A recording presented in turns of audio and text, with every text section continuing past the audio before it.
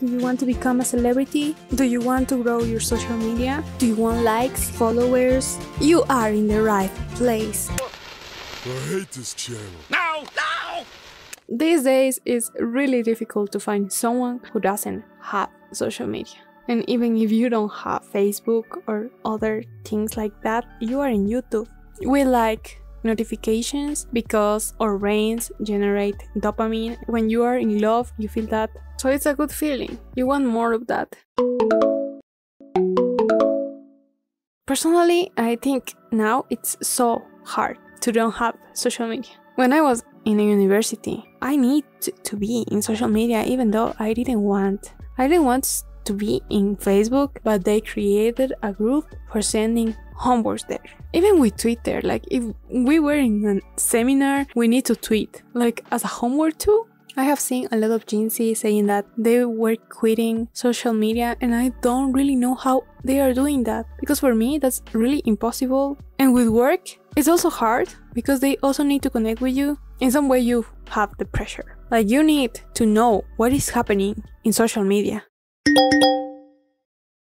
And as an experiment, well, it wasn't an experiment, but I was so intoxicated with social media that I quit social media, and I realized how people forget me.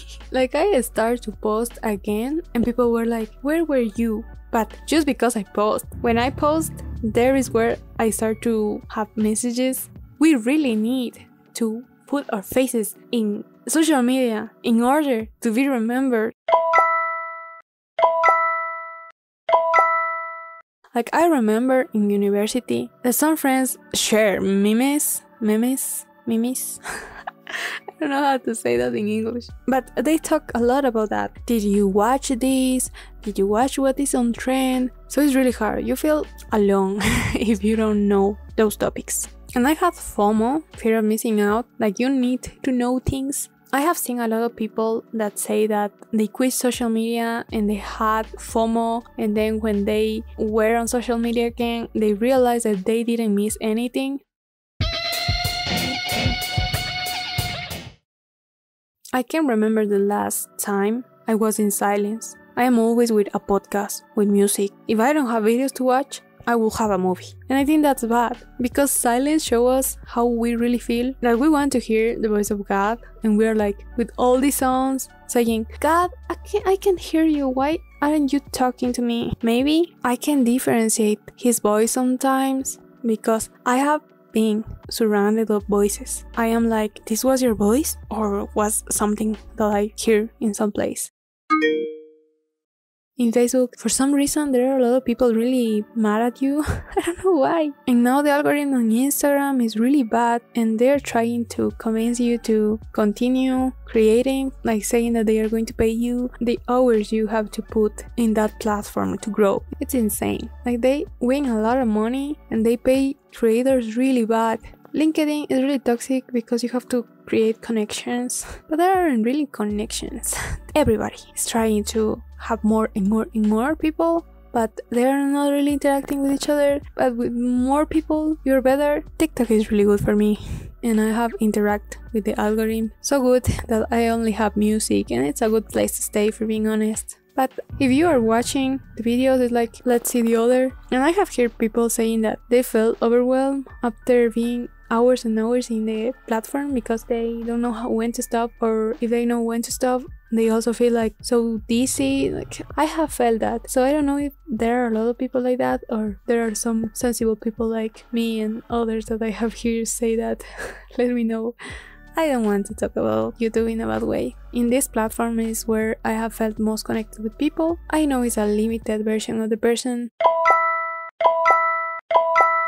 I'm so sick of my career. Social media is something that maybe I enjoyed in the past, but now that I try to learn about the algorithms and how it works and how I can apply it as a job, I hated it. I get anxious, I feel bad, I feel sad. It's hard for me. There are a lot of people who love managing social media, like with social media, marketing, advertising, public relationship, communication in general, are everything in one. Like I know the things. The point is that I cry while working in that. I start to use my account also for growing my account, because if I can grow my account, how am I supposed to grow other accounts? So I start with mine. I start to have a really bad relationship with my account. Each post has a reason to be there. It's for me really special. But when you start thinking in the algorithm and how it works, you start to think, is this post going to work? You don't post for sharing really something important. You post because you want likes and your interaction. If your post doesn't have so many likes, you're not doing a good job. You look at the statistics and try to find what it works. If one post did well, you start to create something similar because you know that works. For me, it's like you're part of the algorithm. You're not really adding anything. That's my point of view. Like, you're just part of the code that works for your account. My camera died, sorry. Now imagine that your job is to compare yourself with others. That's really bad, but that's how it works. There are a lot of videos that says like how to stop comparing yourself. But if your job is to compare yourself, that I can see a way of helping my brain to work in that system. I can handle it.